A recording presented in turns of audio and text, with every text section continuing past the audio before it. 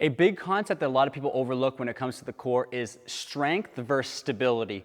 They are two completely different characteristics that we should have at the spine, in the pelvis, and the hips, but too often do we try to strengthen stabilizers and think just because we strengthen a muscle, it's going to stabilize better within a movement pattern. Unfortunately, that's just not the case. So, for example, if I needed better stability in the hips and I did lateral band walk exercises, just because I'm strengthening those muscles doesn't mean they're going to control my leg any better. A stronger muscle doesn't stabilize better.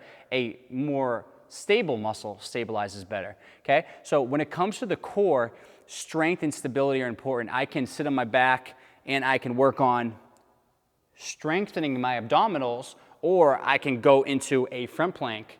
I'm still strengthening those muscles, but I'm using those abdominals, those core muscles, to now provide stability. So we can use the same exact muscles in different ways to either target strength or stability. I always recommend stability first, okay? So when it comes to the spine especially, making sure each segment is stable and can become rigid when we step as opposed to just strong is important, because if we're not in the right position, if we don't have stability throughout the range of motion and that joint is not riding or moving the right way, there's no point to put strength on top of a dysfunctional joint.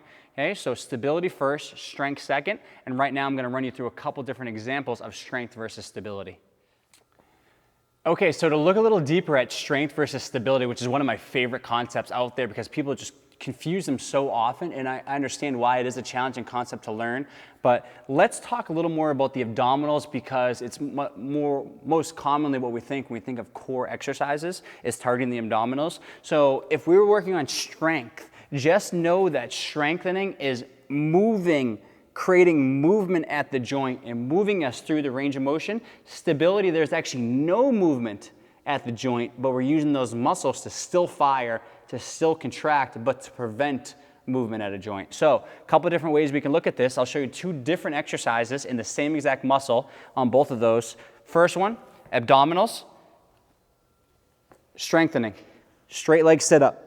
Think of typical sit-ups, crunches. I'm using those abdominal muscles to fire, to change the position of the spine and to move me through the range of motion. In contrast, abdominals, transverse abdominis, some of these other muscles in the spine here, the dead bug exercise. So what's happening at my spine? Nothing. But that muscle and those muscles are still firing, they're still doing something, but instead of moving me through the range of motion, they're preventing me from moving. So that's why when we look at strengthening exercises, we can strengthen into flexion, or we can use those muscles to prevent extension and provide stability. So for example, we do planks or dead bug, those abdominals now are firing to really shorten this distance here to prevent us from going into extension. So instead of pulling us forward, they're preventing us from going backwards, okay? So strength versus stability is very important because you need both of them within your program, but stability first, strength second, and really know the differences in how to train those properly.